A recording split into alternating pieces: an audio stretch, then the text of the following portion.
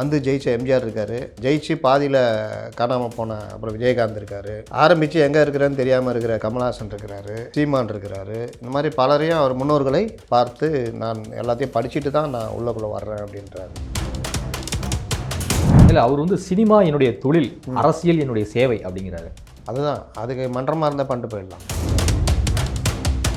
திமுக ஆலமரம் அதெல்லாம் கிடையாது. ஆலமரத்துக்கெல்லாம் குழி தோன்ற வேலையை தான் இப்போ விஜய் ஆரம்பிச்சிருக்காரு. அவர் நீடித்து நின்றால் எல்லா மரங்களையும் சாய்க்க வாய்ப்பு இருக்குது. ஆனால் ஏன் சோஷியல் மீடியாவில் கொண்டு போய் அறிமுகப்படுத்துறது அப்படிங்கிறது வந்து பார்த்திங்கன்னா ஏற்புடையதாக இருக்குன்னு நினைக்கிறீங்களா?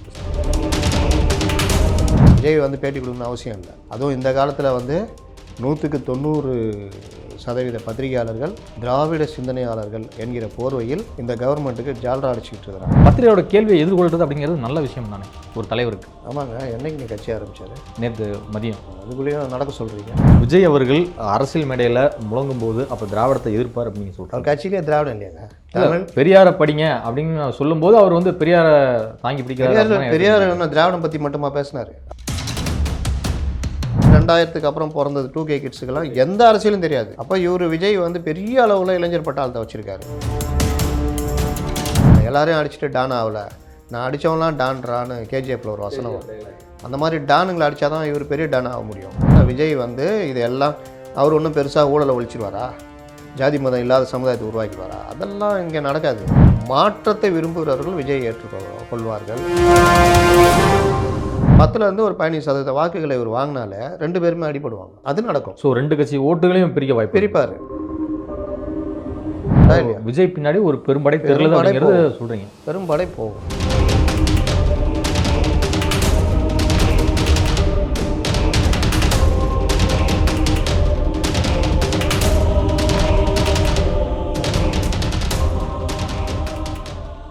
கியூப் தமிழர்களுக்கு வணக்கம். நான் உங்கள் சங்கீத் குகன். இது நையப்படை நிகழ்ச்சி. நம்ம சிறப்பு நிகழ்ச்சியில் நம்மோடு இணைந்திருக்கிறார் மூத்த பத்திரிகையாளர் மதிப்பிற்குரிய திரு அப்துல் முத்தலிப் அவர்கள். வணக்கம் சார்.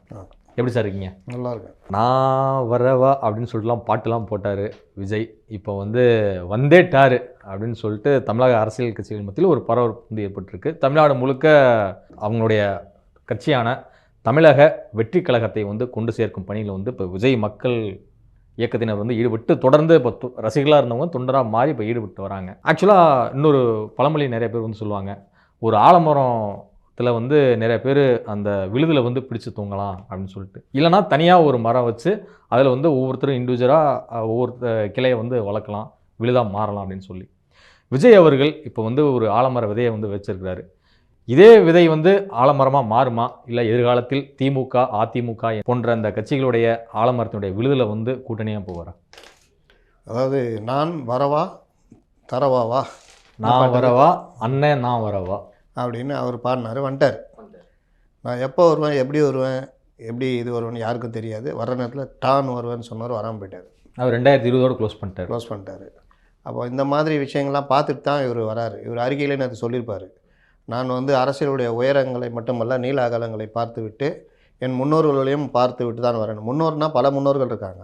வந்து ஜெயிச்ச எம்ஜிஆர் இருக்கார், ஜெயிச்சு பாதியில் காணாமல் போன அப்புறம் விஜயகாந்த் இருக்கார், ஆரம்பித்து எங்கே இருக்கிறேன்னு தெரியாமல் இருக்கிற கமல்ஹாசன் இருக்கிறாரு, சீமான் இருக்கிறாரு. இந்த மாதிரி பலரையும் அவர் முன்னோர்களை பார்த்து நான் எல்லாத்தையும் படிச்சுட்டு தான் நான் உள்ளக்குள்ளே வர்றேன் அப்படின்றாரு. இன்னொன்று, விஜய் பற்றி ஆரம்பத்திலேருந்தே கரெக்டாக பதிவு பண்ணுற இது வந்து எங்களுடைய சவுக்கு மீடியா. ஏன்னா எங்களுக்கு அங்கே வந்து அந்த அளவுக்கு ஒரு தொடர்புகள் இருக்குது. பல விஷயங்களை நாங்கள் தான் பிரேக் பண்ணியிருக்கோம். தமிழகம் அப்படின்ற பேர் கட்சி பேரில் இருக்கும்னு இது ஒரு 4 நாளைக்கு முன்னாடி சொன்னார் CEO சங்கர். அதுக்கு முன்னாடி இன்னொரு விஷயத்தையும் சொன்னார். என்ன சொன்னார்னா, விஜய் இதில் வந்து என்னென்ன பண்ண போகிறாரு, 24 வருவாரா, 26 வருவாரா, அவருடைய பொலிட்டிக்கல் இது எப்படி இருக்குன்னு பல விஷயங்கள் நாங்கள் பேசியிருக்கோம். நேற்று பேட்டியில் நிர்வாகிகளே சொல்லியிருக்காரு. அவர் சொல்லிட்டார், இனிமேல் நீங்கள் கேட்டால் நான் சொல்ல தயார், ஒன்றும் பிரச்சனை இல்லை. இது ஒரு பாட்டு. என்னென்னா, விஜய் நீங்கள் சொன்ன ஆலமரத்துக்கு நான் ஒன்று சொல்கிறேன், ஆலமரத்துக்கு கீழே புல் பூண்டு கூட முளைக்காதுன்னுவாங்க. எதுவும் புதுசாக முளைக்காது, ஏன்னா அது படர்ந்து இருக்கிறதுனால சூரிய ஒளியே வராது, அதனால் முளைக்காதுன்னுவாங்க. திமுக கிட்டத்தட்ட அப்படி தான். திமுக கீழே அந்த இதெல்லாம் முளைக்க வாய்ப்பு இல்லை. திமுக மட்டும் இல்லை, இன்றைக்கி இருக்கிற பாஜகவும் சரி, பெரிய கட்சிகள், மற்ற கட்சிகளை அவங்க வளர விட்டு அவங்களுக்கு தானே பாதிப்பு. ஆனால் டிஎம்கேவும் ஏடிஎம்கேவும் தமிழ்நாட்டை பொறுத்த வரைக்கும் ஒரு குக்கிராமம் வரைக்கும் ஒரு கிராஸ் ரூட் லெவலில் இருக்காங்களே சார். ஆமாங்க. 1949, 1973 இது 50 வருஷம், அது 75 வருஷம். 2 பெரியவங்கள்ல. இப்போ தானே இவர் வந்திருக்காரு. ஆனால் விஜய் மக்கள் இயக்கம் ஃபுல்லாக கிராஸ் ரூட் லெவலில் அவங்களும் இருக்கிறாங்க. இது ஒரு பார்ட்டு. விஜய் வந்து என்ன பண்ணுவார்? தனக்கான மரத்தை வளர்ப்பாரா? இல்லை இன்னொரு விழுதுகளில் இருப்பாரான்னு கேட்குறீங்க. விஜயுடைய ஒரே நோக்கம் வந்து ஸ்ட்ரைட்டு, சுயேட்சையாக நேரடியாக முதல்வர் வேட்பாளர், கட்சி தனியாக போய் பண்ணணுன்னு. இவங்கள அடித்து கவர்னர் பண்ண அவங்க தானே வராரு. நல்ல ஒரு விஷயம் என்னன்னு பார்த்தா, சினிமா வந்து நான் இந்த படத்தோடு நிறுத்திக்கிறேன் அப்படின்னு. ஒரு படம் இருக்குது, அதை முடிச்சுட்டு வந்துடுறேன். அதை கூட கொடுத்துட்டாருன்னு நினைக்கிறேன். அப்படி தான் தகவல் பரவுது. சன் பிக்சர்ஸ் படம் தானே, அது கூட அட்வான்ஸ் திருப்பி கொடுத்ததா தகவல். அப்போ இந்த படத்தோட கிட்டத்தட்ட கோட் அப்படிங்கிறத லாஸ்ட் முடிச்ச வாய்ப்பு இருக்குது. இல்லை ஒரு படம் நடித்தாலும் சொல்ல முடியாது. கேட்டால் என்ன சொன்னால், எம்ஜிஆர்லாம் பார்த்தா 62 வராரு திமுகக்குள்ளே. ஆனால் அவர் 77 ஆட்சி பொறுப்பு இருக்கிற வரைக்கும் மதுரை மீட்டு சுந்தரபாண்டியன் வரைக்கும் நடிக்கிறாரு. முதலமைச்சர் அவர் டைரக்ஷன் பண்ண ஆரம்பிச்சிட்டார்ல, டைரக்ஷனும் பண்ண ஆரம்பிச்சிட்டார். டைரக்ஷன்லாம் எப்போ பண்ணிட்டார். நாடோடி மன்னன் அவர் டைரக்ஷன் தான். அதனால் உலகம் சுற்று வாலிபன் அவர் டைரக்ஷன் தான். இந்த மாதிரி அவர் 2-3 படம் பண்ணியிருக்கார் டைரக்ஷனு. அது வேறு. அவருடைய சொந்த தயாரிப்பு மதுரை மீட்டு சுந்தரபாண்டியன். அதில் வந்து நடிச்சிட்டு இருக்கும்போது தான் தேர்தல் பிரச்சாரம் மற்றதெல்லாம் ஓடிக்கிட்டு இருக்குது. முதலமைச்சராக பதவி ஏற்ற பிறகு போய் டப்பிங் முடிச்சு கொடுத்தாரு, முதலமைச்சர் ஆன பிறகு. அதுக்கப்புறம் அண்ணா நீ என் தெய்வம், என் கேள்விக்கு என்ன பதில்னு 2-3 படங்கள் இருந்தது. அதை நடிக்கலான்னு இருந்தார். அதுவும் திமுக தரப்புலலாம் இப்போ முதலமைச்சர் நடிக்கலாமா, அவருக்கு ஏகப்பட்ட பணிகள் இருக்குது அப்படின்னோன்னா நடிக்கலைன்னு சொல்லிட்டு முழுக்கு போட்டார். இவர் விஜயகாந்த் நடிச்சிட்டு தான் இருந்தார். அதனால் சிவாஜி அரசியலில் இருந்தார், நடிச்சிட்டு தான் இருந்தார். அதனால் அரசியலுக்கு வந்துட்டு நான் முழு நேர அரசியல்வாதி ஆகிறேன், என்னுடைய வேட்கை நான் தீர யோசித்து தான் இதில் இறங்குறேன். இதற்கு இடையூறு வராமல் இருக்க என்னுடைய பணிகளை முடிச்சுக்கிட்டு படத்தை இதோடு நிறுத்திக்க போகிறேன். என்னை வாழ வைத்த மக்களுக்கு நான் வந்து ஏதாவது செய்யணும்னு நினைக்கிறேன் அப்படின்னு சொல்கிறாரு. வரவேற்க தகுந்த விஷயம். ஏன்னா பகுதி நேர அரசியல்வாதியாக இருக்க முடியாது. கமல்ஹாசன் பகுதி நேர அரசியல்வாதி. அவர் பிக் பாஸு, விக்ரம் படம், மற்ற படம் நடிச்சுட்டு நடுநோட்டில் எப்போவாவது அரசியலை பற்றி யோசிப்பார். இல்லை, அவர் வந்து சினிமா என்னுடைய தொழில், அரசியல் என்னுடைய சேவை அப்படிங்கிறார். அதுதான், அதுக்கு மன்றமாக இருந்தால் பண்ணிட்டு போயிடலாம். அரசியலாக இருந்து சேவையெல்லாம் பண்ண முடியாது. அரசியலில் முழு நேரம் இறங்கணும். நீங்கள் இறங்கலைன்னா கஷ்டம். அதுவும் 3 மாதத்தோட ட்விட்டரில் ஏதாவது போடுவார், அதோட அவ்வளோதான். டார்ச் எடுத்து வாரிசு அரசியலுக்கு எதிராக எரிஞ்சார். அதுக்கப்புறம் இவருடைய அரசியல் சரியாக பண்ண முடியாதனால கூட இருந்த பறவைகள்லாம் பறந்து போனோன்னா இன்றைக்கி திமுக கிட்ட போயிட்டு ஒரு எம்பி சீட்டு கிடைக்குமா நின்றுட்டு இருக்காரு. அதுதான் இன்றைக்கி கமல்ஹாசனுடைய அரசியல். சினிமாவை பொறுத்த வரைக்கும் அவர் பெரிய ஆள், மிகப்பெரிய சிந்தனையாளர் சினிமாவில். அரசியலை பொறுத்த வரைக்கும் அவர் ஃபெயிலியர். இது எல்லாத்தையும் தான் முன்னோர்கள் அப்படின்னு அவர் சொல்கிறாரு. முன்னோர்களில் இதை நான் பார்த்துட்டு தான் வர்றேன் அப்படின்னு.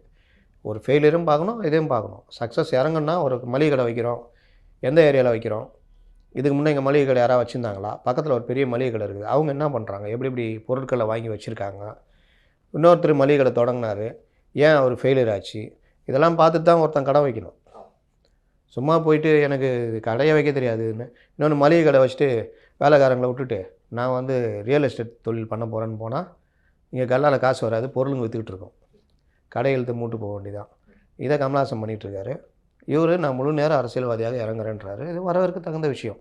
அதனால் திமுக ஆலமரம் அதெல்லாம் கிடையாது. ஆலமரத்துக்கெல்லாம் குழி தோன்ற வேலையை தான் இப்போ விஜய் ஆரம்பிச்சிருக்காரு. அவர் நீடித்து நின்றால் எல்லா மரங்களையும் சாய்க்க வாய்ப்பு இருக்கிறது. எப்போதுமே நடிகர்கள் கட்சி ஆரம்பித்தாலும் சரி, வேறு ஒரு சமூக ஆர்வலர்கள், ஒரு தனிநபர் வந்து கட்சி ஆரம்பித்தாலும் சரி, எப்போவுமே வந்து நம்மளை மாதிரி ப்ரெஸ் பீப்புள் எல்லாருமே வந்து கூப்பிடுவாங்க, இன்வைட் பண்ணுவாங்க, ஒரு முக்கியமான அனௌன்ஸ்மெண்ட் அப்படின்னு சொல்லுவாங்க. அங்கே போய் நம்ம கேட்கும்போது இது மாதிரி ஒரு கட்சி ஆரம்பிக்கிறேன், கட்சியோட கொடி சின்னம்லாம் வந்து பிறகு அறிவிக்கப்படும், இது மாதிரி நாங்கள் மாநாடு கான்ஃபரன்ஸ்லாம் நடத்த இருக்கோம் அப்படிங்கிற இதெல்லாம் சொல்லுவாங்க. ஸோ இதற்கு முந்தைய காலகட்டங்கள் வந்து அப்படி தான் இருந்திருக்கு. ஸோ அப்படி இருக்கிற பட்சத்தில் விஜய் அவர்கள் ஒரு தமிழ்நாட்டில் ஒரு முன்னணி ஹீரோவாக இருக்கிறார், கிட்டத்தட்ட ஒரு டாப் ஸ்டார் வேல்யூவில் இருக்க ஒரு ஹீரோ. அப்படி இருக்கிறவர் அரசியலுக்கு வர்றது எல்லாமே ஓகே. ஆனால் ஏன் சோஷியல் மீடியாவில் கொண்டு போய் அறிமுகப்படுத்துறது அப்படிங்கிறது வந்து பார்த்திங்கன்னா ஏற்புடையதாக இருக்குதுன்னு நினைக்கிறீங்களா? ஃபஸ்ட்டு தெரியுதா வித்தியாசம்? காலம் மாறுது. காலம் மாறும்பொழுது அரசியல்வாதிகளும் எப்படி மாறுறாங்கன்னு வித்தியாசம் தெரியுதா? இல்லை, மக்களாக கனெக்டாக இருக்கிறவங்க தானே அரசியல்வாதியாக இருக்க முடியும். சோஷியல் மீடியாவில் போட்டு வெகுஜன மக்களை நம்ம போய் சென்றடையணும், ஒரு கிராமத்தை போய் நம்ம ரீச் பண்ணணும் அப்படின்னா நான் வந்து களத்தில் இறங்கி தானே நம்ம நடக்கணும். களத்தில் தான் இறங்கினார். தென் மாவட்டத்தில் போய் நிவாரண நிதிகளில் இறங்கினார், இங்கே இறங்கினார். அது தனி. கட்சி தொடங்கிறதுக்கு நான் பத்திரிகையாளர் கூட்டி தான் சொல்லணுன்றதுக்கு இல்லைன்றதுக்கு சொல்ல வரேன். காலங்கள் மாறுது. ஒரு சின்ன ட்விட்டரில் அறிக்கை போட்டாலே நீங்கள் என்ன வேணாம் நான் சொல்லிட்டீங்க, எல்லாம் எடுத்து போட்டாங்கல்ல. ட்விட்டர் வெரிஃபைடா, விஜயுடைய ட்விட்டர்லேருந்து தான் வருதா? புஷியானந்து பேட்டி கொடுத்துட்ருக்காரு அங்கங்கே. விஜய் வந்து பேட்டி கொடுக்கணும்னு அவசியம் இல்லை. அதுவும் இந்த காலத்தில் வந்து 100க்கு 90% பத்திரிகையாளர்கள் திராவிட சிந்தனையாளர்கள் என்கிற போர்வையில் இந்த கவர்மெண்ட்டுக்கு ஜால்ரா அடிச்சுக்கிட்டு இருக்கிறாங்க. மெயின் ஸ்ட்ரீம் மீடியா பெரும்பாலும் அரசுக்கு எதிராக எதுவுமே பேசக்கூடாது. அரசுக்கு எதிராக யாராவது நின்னால் அவங்கள பற்றி போடக்கூடாது. விஜயெல்லாம் வேறு வழி இல்லாமல் போடுவாங்க. ஏன்னா போடலன்னா வேற ஒருத்தன் போட்டு காசு பார்த்துட்டு போகிறான். தொழில் தானே இது. போட்டால் காசு எல்லா வரும், தொழில் ஊடகங்களும் தான். இந்த செய்தி போட்டாங்களே, யாரும் அதை தான் சொல்ல வரேன். போடாமல் இருக்க முடியாதுன்றேன். ஏன்னா பிரபலம். அப்போ இவன் போட்டால் நம்ம போடாமல் இருக்க முடியாதுன்ற மாதிரி. அதனால தான் போடுறாங்க. நீங்கள் இந்த கவர்மெண்ட்டை எதிர்த்து வேறு ஏதாவது பண்ணி பாருங்கள், வாயே திறக்க மாட்டாங்க. அப்போ இந்த கவர்மெண்ட்டுக்கு எந்த வகையில் கொஞ்சம் கூட எதையுமே அசராமல் இது பண்ணாமல் பார்க்கணுன்றது தான் இன்றைக்கி இருக்கிற பத்திரிகைகளுடையது. அதனால் ஒரு ப்ரெஸ் மீட் ஏதாவது வச்சா எனக்கு என்னென்ன கேள்விகள் வரும். இன்றைக்கி கூட நாங்கள் போட்டிருக்கோம், விஜய் வந்து பத்திரிகையாளர்களை எதிர்கொள்வதை பற்றி கொஞ்சம் பார்த்து. அதான் கேட்க வரேன். ஏன்னா அது ஒரு விஜயகாந்தை ட்ரால் பண்ணியே ஒரு இது மாதிரி ஆக்குனாங்க, காமெடி தலைவர் மாதிரி. அந்த வேலையெல்லாம் பண்ணுவாங்க. எப்படி வட இந்தியாவில் கோடி மீடியாவோ அது மாதிரி இங்கே வந்து திராவிட மீடியாக்கள் இருக்குது. திராவிட மீடியாக்கள் அந்த வேலையெல்லாம் பண்ணோம். இல்லை, பத்திரிகையாளரை அணுகி அவங்களுடைய கேள்வியை எதிர்கொள்ளும் போது தானே ஒரு தலைவர் வந்து அந்த செய்திகள் வந்து மக்கள்கிட்ட போய் ரீச் ஆகும்போது, எப்பா ஒரு ஸ்ட்ராங்கான ஒரு பேஸில் இருக்காருப்பா, இவருடைய சித்தாந்தத்தில் அடிச்சுக்க முடியாதுப்பா அப்படிங்கிற மாதிரி ஒரு எண்ணங்கள் வந்து மக்கள்கிட்ட கிரியேட் ஆகும். ஸோ பத்திரிகையோட கேள்வியை எதிர்கொள்கிறது அப்படிங்கிறது நல்ல விஷயம் தானே ஒரு தலைவருக்கு. ஆமாங்க. என்னைக்குங்க கட்சி ஆரம்பித்தார்? நேற்று மதியம். அதுக்குள்ளேயும் நடக்க சொல்கிறீங்க. குழந்த பிறந்துக்குதுங்க. பிறந்த குழந்த அது 3 மாதத்துக்கு என்னன்னு இருக்கும். அப்புறம் குப்புறப்படுக்கும், அப்புறம் தவழணும், அப்புறம் அப்படியே பிடிச்சி எழுந்திரிச்சின்னு பொத்துன்னு விழணும், அப்புறம் நடக்க ஆரம்பிக்கணும். நீங்கள் போயிட்டு 2 பெரிய வயசானவங்க இருக்கிறாங்க, 75 வயசு 50, அவங்களோட போய் இந்த குழந்தைய ஓடுன்னா நாளாகும். ஆனால் அவர் தெளிவாக இருக்கார் இந்த விஷயத்தில். நான் வந்து அதுலேயே அறிக்கையில் இன்னொன்று இருக்கும், தேர்தலுக்கு பிறகு தொண்டர்களை, எங்களுடைய கட்சி ரசிகர்களை அரசியல் படுத்தவும். அதில் இருக்கா? நீங்கள் முன்ன மாதிரி விஜய் ரசிகர்கள் ட்விட்டரில் அவதூறாக பெரிய அளவில் போடுறது இருக்கா இப்போலாம்? இல்லை, அஜித் விஜய் சண்டைன்னு போட்டுக்கிட்டே இருந்தாங்க. அதை விட்டுருங்க, சினிமா மற்ற இதில் வந்து எங்கேயாவது போட்டுக்கிட்டு இருக்காங்களா? சண்டை போட்டுட்ருக்காங்களா? எங்கேயும் கிடையாது. அதை ஒரு 2-3 மாதம் முன்னாடி நிப்பாட்டிட்டாங்க. ட்விட்டரில் விஜய் மக்கள் இயக்கம் அப்படின்ற போர்வையில் யாரையும் நீங்கள் போய் அவதூறாகவோ, குறிப்பாக பெண்களை, குறிப்பாக வெரிஃபைடு அக்கௌண்ட் வச்சுருக்கவங்கள போயிட்டு கருத்து சொல்கிறது, கருத்து கந்தசாமி மாதிரி ஏதாவது பண்ணிக்கிட்டுலாம் இருக்கக்கூடாது. நாங்கள் என்ன தருகிறோமோ அதை தான் நீ அங்கே போடணும் அப்படின்னு. அப்போ அவங்க அதில் ரொம்ப தெளிவாக இருக்கிறாங்க. இன்னொன்று, அரசியல் படுத்துவோன்றாரு. அது ஒரு பார்ட்டு. இங்கே அரசியல் படுத்துகிறேன்னு தமிழ் எங்கள் உயிருக்கு நேர், தமிழுக்காக உயிரை கொடுப்போம், சிபிஎஸ்சி ஸ்கூலில் எங்கள் பசங்களை படிக்க வைப்போம், சிபிஎஸ்சி பள்ளிகளை நடத்தி கொண்டே நாங்கள் இந்திய எதிர்ப்போம்லாம் ஓட்டிகிட்டு இருக்கிறாங்க. அதனால் தொண்டை என்ன பண்ணுறான், கீழே சீட் ஆடிக்கிட்டு இருக்கிறான். நீங்கள் வீரியமாக பேசிகிட்டு இருக்கும்போது கீழே சீட் ஆடிக்கிட்டு இருக்கிறான். அந்த பயிர்றா ஜோகரா பாயிண்ட் எவ்வளோ ஃபுல்லுக்கு தாங்க ஆடு அப்படின்னு ஆடிக்கிட்டு இருக்கிறான். அது நடக்குதா? சொல்லுக்கும் செயலுக்கும் சம்மந்தம் இல்லைன்னா கீழே இருக்கிறவங்க அவங்க நம்ப மாட்டான். அந்த உணர்வு இருக்காது. நீ கருணாநிதி பேசினார் அப்படின்னா அப்படியே உணர்வோடு கேட்பான், தலைவன் பாடுறா அப்படி பேசுகிறான் அப்படின்னு. ஜெயலலிதா பேசுனாங்கன்னா அந்த ஒரு உணர்வு இருக்கும், எப்படி பேசுகிறாங்க பாரு அப்படின்னு. நீங்கள் பேசினா என்ன இருக்குது, சீட்டாடுனுங்கிறான். அப்போது அந்த காலங்கள் மாறுதா? இப்போ நீங்கள் அதுக்கேற்ற மாதிரி நீங்கள் உங்களை அரசியலையும் மாற்றணும். நீங்கள் வந்து உங்கள் சொல்லுக்கும் செயலுக்கும் சம்மந்தம் இல்லைன்றல இப்போ சொன்னேன்ல, அதுதான் உண்மை. இந்திய எதிர்ப்புன்றீங்க, உங்கள் வீட்டு பிள்ளைங்க எங்கே படிக்குது? கவர்மெண்ட் ஸ்கூலில் படிக்குது. இருமொழி கொள்கைன்றீங்க, இருமொழி கொள்கை எங்கே இருக்குது? கவர்மெண்ட் ஸ்கூலில் தான் இருக்குது. ப்ரைவேட் ஸ்கூலில் இருக்குது. அங்கே ஹிந்தி ஒரு ஆப்ஷனல் லாங்குவேஜ் தானே. உங்கள் பிள்ளைங்களாம் எங்கே படிக்குது? அங்கே தானே படிக்குது. சிபிஎஸ்சி ஸ்கூலை எதிர்ப்போன்னு மேடையில் பேசுகிறாங்க, இளைஞரணி மேடையில். சிபிஎஸ்சி ஸ்கூலில் தலைவரோட பொண்ணை நடத்திட்டு இருக்காங்கல்ல. எத்தனை அமைச்சர்கள் சிபிஎஸ்சி ஸ்கூல் நடத்துகிறாங்க? உண்டா இல்லையா? நீட் ஒரு உயிர்கொல்லி பேசுகிறீங்களா? ஆனால் எத்தனை எம்எல்ஏக்கள், எத்தனை திமுக நிர்வாகிகள் வீட்டு பிள்ளைங்க நீட் எழுதி அதுக்காக போய் அமைச்சர்கிட்ட ஆசீர்வாதம் வாங்கின படம்லாம் வந்துச்சா இல்லையா? அப்போ இதெல்லாம் ரெட்டை வேஷமாக இல்லையா?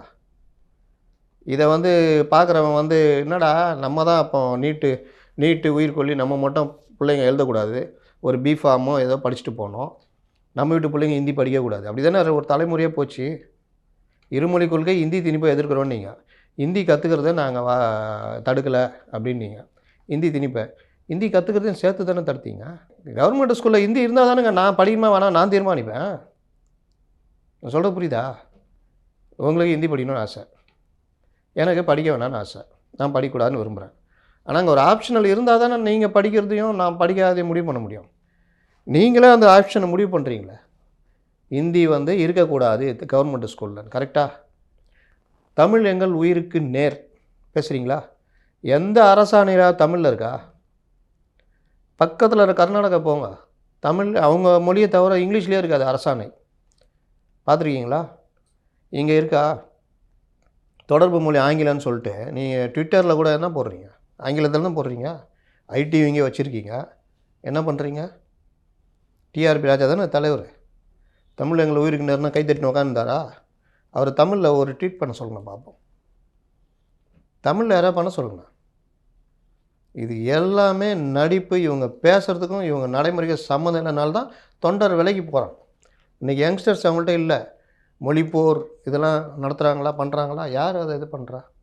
இல்லை, ஒவ்வொரு ஆண்டும் வந்து ஜனவரி 25ஆம் தேதி வந்து மொழிப்போர் தியாகிகளுக்கு ஒரு வீரவணக்க பொதுக்கூட்டம் எல்லாம் நடத்திட்டு தான். ஒரு மொழிப்போர் தியாகி பேர் சொல்லுங்கள். மொழிப்போர்னா என்னங்க? மொழிப்போர் ஏன் நடந்தது? தமிழ்நாடா நீங்கள் வேறு மொழி ஏதாவது? தமிழ் தானே? தமிழ் தானே? எதுக்காக மொழிப்போர் நடந்தது ஏதாவது தெரியுமா? இதுதான் நிலமை. இவங்கள மட்டும் இல்லை, இவர் என்ன அவர் என்ன கட்சினா ஏதோ ஒரு கட்சியில் இருப்பார், இல்லை கட்சி கூட இல்லைன்னுவார். கட்சியா கட்சி இல்லையா? நீங்கள் ஏதோ ஒரு கட்சியாக ஆதரவாளரா? இல்லை. இன்றைக்கி அவ்வளோ இளைஞர்கள் அது ஒன்று இருக்காங்க, ஃப்ரீயாக இருக்காங்க. அவங்கடா அவன் கட்சியும் வேணாம் ஒரு கொடியும் வேணான்னு. அப்போ அவங்க அந்த டைமில் என்ன முடிவு எடுப்பாங்க? அது ஒன்று இருக்குது. அப்போ நீங்கள் மொழிப்போர்னா நீங்கள் அன்றைக்கி வந்தால் பார்த்தீங்கன்னா சீட் அடிந்தான் பாருங்கள். அவனை கூப்பிட்டு கேட்டாலும் சொல்லுவான், 13 சீட் சொல்கிறியா, 10க்கு அப்புறம் ஜாக்கு குயினு கிங்கு இல்லை ஜவக்கர் காமிக்கிறியா சொல்கிறேன். இந்த மொழிப்போர் தியாகினா என்கிட்ட கேட்டுன்னு இருக்காருன்னு. கரெக்டா? இல்லை, தாளமுத்து நடராசன், கீழப்பழுவூர் சின்னசாமி, விருகம்பாக்கம் அரங்கநாயகம் அப்படின்னு சொல்லிட்டு ஒவ்வொருத்தருடைய இதுவும் அவங்க பேசிட்டு தானே இருக்காங்க. ஃபோட்டோ எடுத்து காமிக்கிறேன். தாளமுத்து நடராசன் ஃபோட்டோ காமிக்க சொல்லுங்கள். ஒரு 5 ஃபோட்டோ வச்சுக்குவோம். இதில் தாளமுத்து நடராசன் யாருன்னு காமிக்க சொல்லுங்கள். இது எல்லாமே இதுங்க. இவங்க அப்படியே வச்சுக்கிட்டு உருட்டிக்கிட்டு இருந்தாங்க. 60களில் உருட்டி ஆட்சிக்கு வந்தாங்க. ஆட்சிக்கு அதை வச்சு மட்டும் வரல. எம்ஜிஆர் சுடப்பட்டதும் ஒரு காரணம், காங்கிரஸ் மேலே உள்ள வெறுப்பும் காரணம்.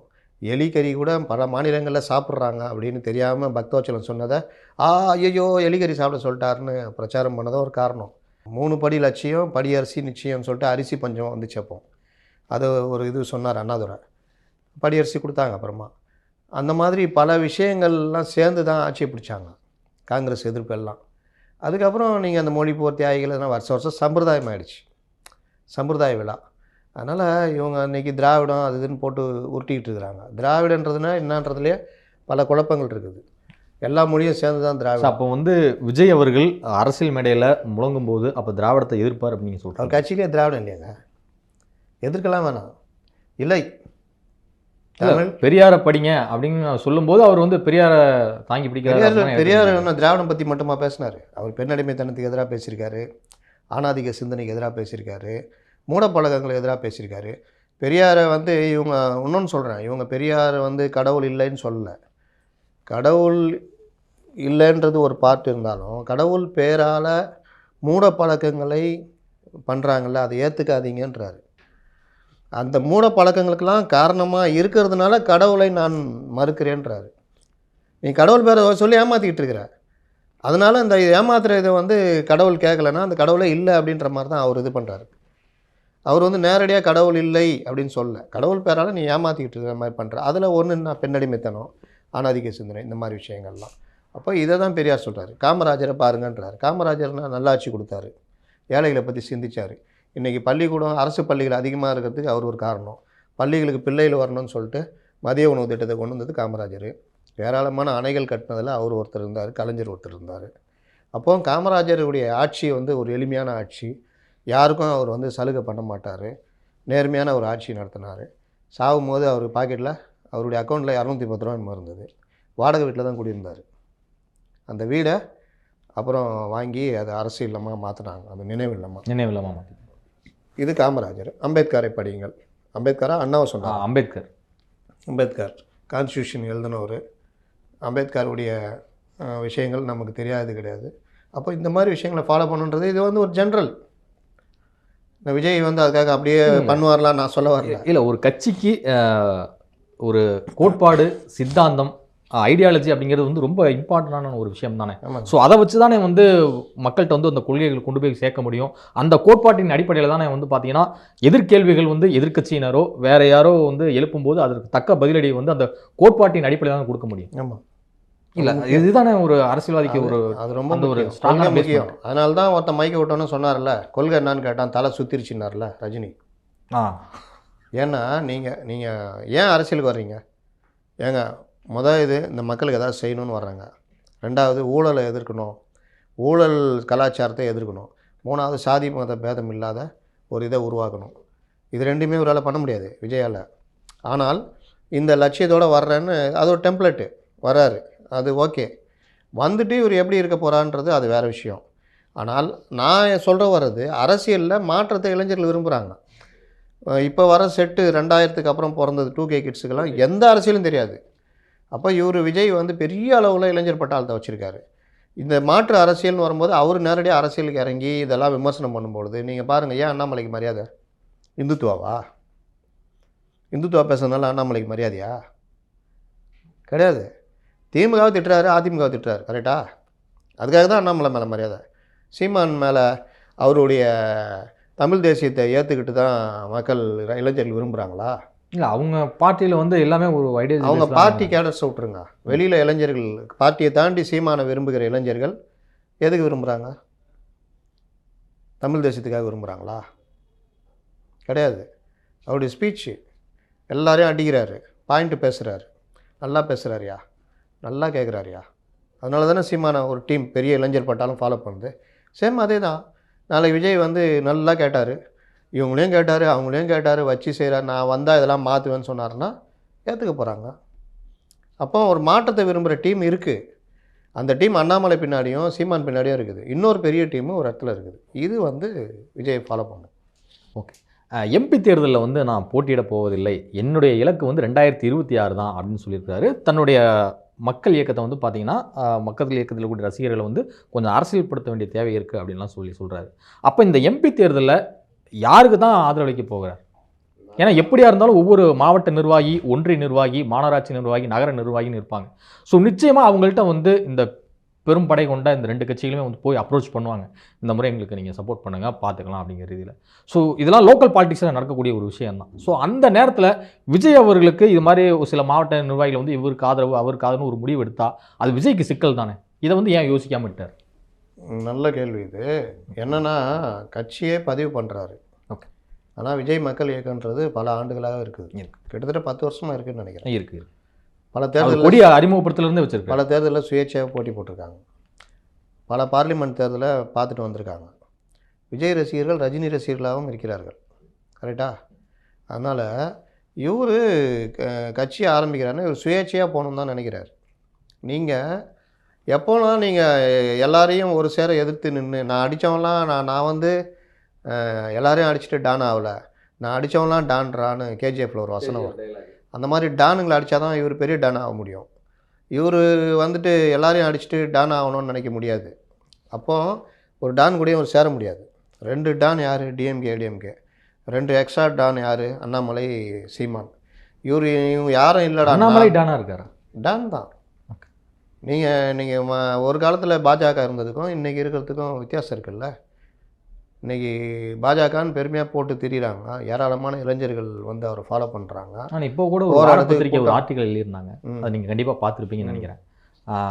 வாய் மட்டும்தான் பேசுது, பேக்ரவுண்டில் ஒன்றுமே இல்லை. மற்றவங்களாம் காது பேசுச்சா? உதயநிதி காது பேசுதா? ஸ்டாலின் காது பேசுதா? இல்லை இவர் எடப்பாடி காது மட்டும் பேசுதா? இல்லை இவங்க வாயை வச்சு வளர்ந்தது யாருங்க? நீங்கள் சொல்லுங்கள். பேச்சாலே வளர்ந்த இயக்கம் எது? குழந்தைய பொறுத்து குழந்தைய கேட்டால் கூட சொல்லும் எந்த இயக்கம்? திமுக தான். அப்புறம் என்ன? அதனால் அரசியல்வாதிக்கு கொஞ்சம் வாய் காது வரை இருக்கும். அதனால் அது மேட்ரு இல்லை. அதை தான் மக்கள் தானங்க தீர்மானிக்க போகிறாங்க. நான் இப்போ சொன்னேன்ல, விஜய் வந்து இதெல்லாம் அவர் ஒன்றும் பெருசாக ஊழலை ஒழிச்சிடுவாரா? ஜாதி மதம் இல்லாத சமுதாயத்தை உருவாக்கிடுவாரா? அதெல்லாம் இங்கே நடக்காது. ஆனால் இதையெல்லாம் அவர் பேசுகிறாரு, பேச்சுக்கும் செயலுக்கும் ஒரு ஒற்றுமை இருக்குது, பண்ணுறாருன்னா மாற்றத்தை எதிர்பார்க்குறாங்க. நான் இப்போவும் சொல்கிறேன், அப்படியே வந்து விஜயை ஏற்றுக்கிட்டு வர்றாங்களாம் கிடையாது. மாற்றத்தை விரும்புகிறவர்கள் விஜயை ஏற்றுக்கொள்வார்கள். இளைஞர் பட்டாலும் நான் இப்போ கேட்டேன்ல, மொழி போர் அது உருட்டுங்களே, அந்த உருட்டுக்கெல்லாம் இன்றைக்கி இளைஞர்கள் இல்லை. நீ என்ன பேசினாலும் அவன் காதிலே வாங்க மாட்டான். ஏன்னா இளைஞர்களுக்கு இந்த மாதிரி பழைய விஷயங்கள் வந்து தேவையில்லாத விஷயம். ஏன் தேவையில்லாத விஷயம்னு சொல்கிறேன்னா, நீங்கள் உருட்டுக்கும் நடப்பிக்கும் சம்மந்தமே இல்லை. இல்லை, வரலாறு தெரியாமல் ஒரு சமுதாயம் புதிய வரலாறு வந்து படைக்க முடியாது இல்லையா? வரலாறு வேறு. வரலாறு என்பது இப்போ நீங்கள் வந்து சுதந்திரம் வாங்கினீங்க, மற்ற விஷயங்கள் நடக்குது, அது தெரிஞ்சுக்கிறது வரலாறு. ஆனால் இதுக்கு நாங்கள் தான் ரெப்ரஸன்டேட்டிவு, நாங்கள் தான் இது பண்ணோம், மொழி வந்து முக்கியம். மொழி முக்கியங்க. நான் தான் கேட்டேன். நான் மொழி முக்கியம் இல்லை, நீதிமன்றத்தில் வழக்காடு மொழியை தமிழை கொண்டு வாங்க. எத்தனை வருஷம் ஆச்சு? 50 வருஷம் 2 பேரும் மாறி மாறி ஆண்டிங்கல்ல. இன்னும் நம்ம வழக்கறிஞர் போராடி தான் இருக்காங்க. தான் இருக்காங்க. தமிழில் வழக்காடு மொழி இருக்கா? கோர்ட்டு இது உங்களுக்கு தமிழில் இருக்கா? நம்மளாம் தமிழர்கள் தானுங்க. தமிழில் தானே மெஜாரிட்டி தமிழ் தான் படிப்பான். இன்றைக்கி தமிழ் படிக்க தெரியாத சமுதாயம் ஒன்று உருவாகிட்டு இருக்குது. அதுக்கும் நீங்கள் தானே காரணம். தமிழ் இருக்கா? நான் இன்றைக்கி பல இளைஞர்களை கூப்பிட்டு கேட்குறேன், தமிழ் எழுத படிக்க தெரியலங்க, படிக்க கூட லைட்டாக தடுமாறி படிக்கிறான். ஏன் தங்கிலீஷுக்கு போயிட்டாங்க? தங்கிலீஷ் போயிட்டாங்க. தமிழ் படிக்கவே தெரியலங்க.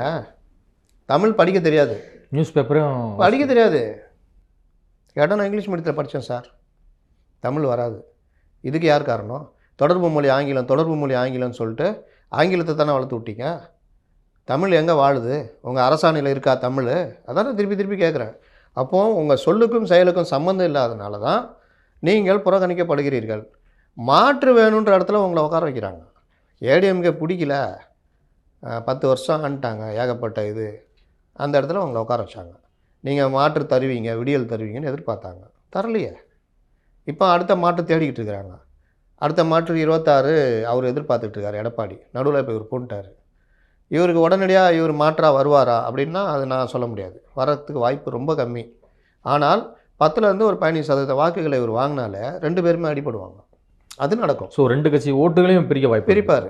யங்ஸ்டர்ஸ் ஓட்டு போட போகிறாங்க. 2000 பிறந்தவன், 2008 பிறந்தவன் வரைக்கும் ஓட்டு போட போகிறான். ஓகே, 2008 பிறந்தவனுக்கு யாரை தெரியும்? நீங்கள் உதயநிதி இதெல்லாம் ஓகே, ஆனால் உதயநிதி எந்த அரசியல் எடுத்துகிட்டு வரான்றதுனா முக்கியம். யங்ஸ்டர்ஸுக்கான அரசியலில் என்ன பண்ணுறாரு உதயநிதி அப்படின்னு தான். அதனால தான் நான் இளைஞரணி மாநாட்டை நான் சுட்டி காமிக்கிறேன். நான் ஒன்றும் ஒரு வெறுப்புலையோ ஒரு வேணுன்னே இவங்களை விமர்சனம் பண்ணுறதும் பண்ணல. நீங்கள் எப்படி இருக்கீங்க, உங்களை சுற்றி உள்ள யதார்த்தத்தை ஏன் பார்க்க மாட்டேங்கிறீங்க? இன்றைக்கி யதார்த்தம் என்ன, யங்ஸ்டர்ஸுக்கான தேவைகள் என்னென்ன இருக்குது, அதை நீங்கள் என்ன சொல்லிட்டு வந்தீங்க? கல்வி கடன் ரத்துன்னீங்க. ஒரு இளைஞனுக்கு இன்றைக்கி நீங்கள் யாரை வேணால் கேளுங்க, வேலை செய்கிறவன், நான் கிராமத்துலேருந்து படிச்சுட்டு வந்தீங்க வேலை செய்கிற எல்லாரையும் கேளுங்க, எல்லாம் கடனாளியாக இருப்பான். கல்வி கடன் வாங்கியிருப்பான். கட்ட முடியாமல் அவன் சம்பளத்தை வாங்கி வீட்டுக்கு கொடுக்குறதா, இதில் கட்டுறதா, இல்லை ரத்துன்னாங்களே, நம்ம கட்டிட்டா நம்ம பைத்தியக்காரன் ஆகிடுவோம், ரத்து பண்ணாங்கன்னா இந்த மைண்டில் இருக்காங்களா இல்லையா? என்ன பண்ணீங்க? எவ்வளோ 1000 கோடி ஆக போகுது? இஷ்டத்துக்கு செலவு பண்ணுறீங்களா இல்லையா? அப்போ இதை ஏன் பண்ணல? மடிக்கணினி எவ்வளோ ஒரு அற்புதமான திட்டம், புரட்சிகர திட்டம். அது ஒவ்வொரு கிராமத்தில் இருக்கிற இளைஞர்களும் மாணவர்கள் இலவச மடிக்கணினி மூலம் மிகப்பெரிய ஆன்லைன் அந்த உலகத்தை அவங்க நெக்ஸ்ட் லெவல் இருந்தது. அவங்க வந்து வேறு லெவலுக்கு போனாங்க. ஏன் நிறுத்துறீங்க?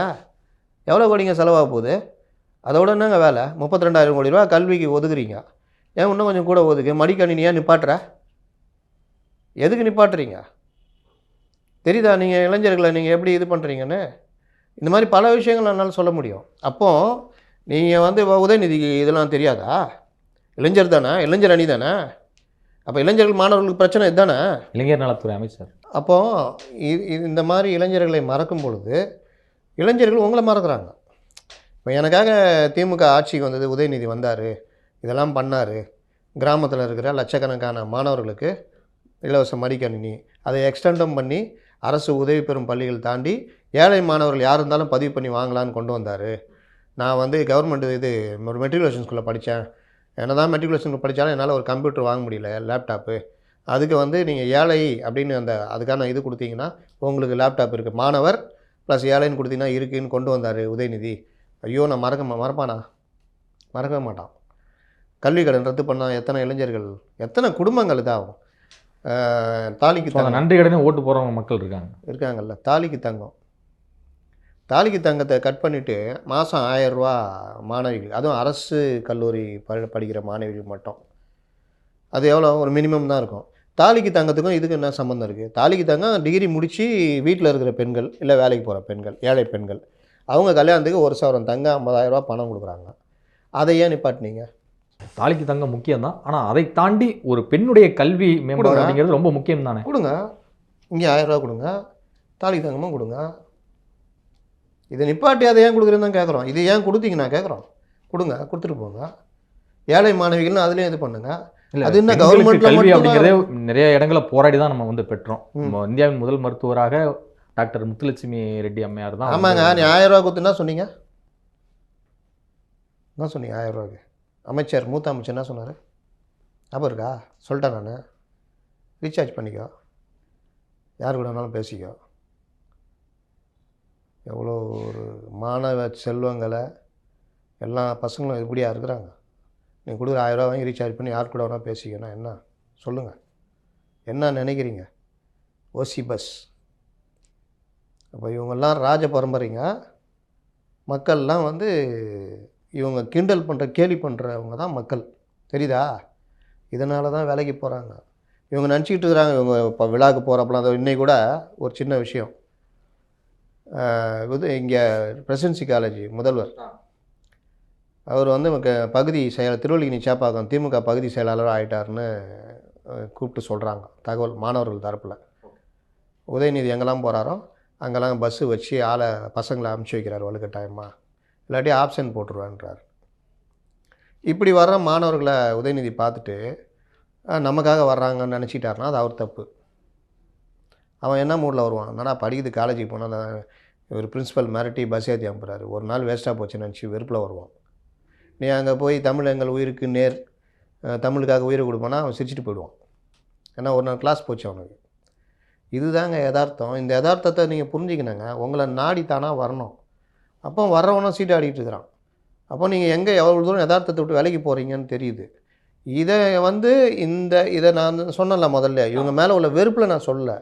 இப்படி போகும்பொழுது அந்த இடத்துல சினிமா பிரபலம், சினிமா மூலியமாக லட்சக்கணக்கான இளைஞர்களை வச்சுட்டு இருக்கிற ஒருத்தர், சினிமாவில் வசனம் பேசிகிட்டு இருந்தவர், திடீர்னு வந்து அரசியல் இறங்கி நான் பண்ண போகிறேன்னு இறங்கினா, ஐயோ இவர் பண்ணுவாருன்னு நம்பிட்டு போகும்.